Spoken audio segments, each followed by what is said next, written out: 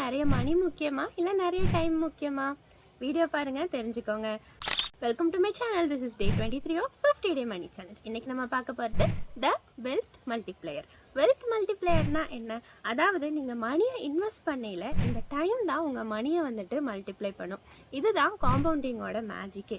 அதனால நீங்கள் இன்வெஸ்ட் பண்ணுறப்போ மணியை விட டைம் தான் ரொம்ப பவர்ஃபுல்லான திங் அப்படின்னு சொல்லலாம்.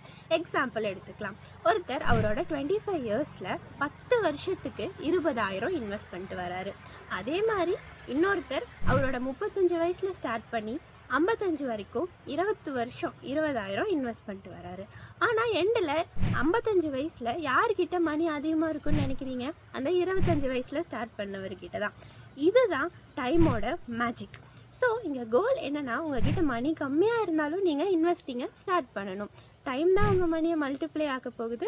இன்றைக்கே நீங்கள் இன்வெஸ்டிங்கை ஸ்டார்ட் பண்ண போகிறீங்களான்ட்டு கமெண்ட் பண்ணுங்கள். ரிசர்ச் பண்ணிட்டு ஸ்டார்ட் பண்ணுங்கள். Okay, follow me for day 24 tomorrow.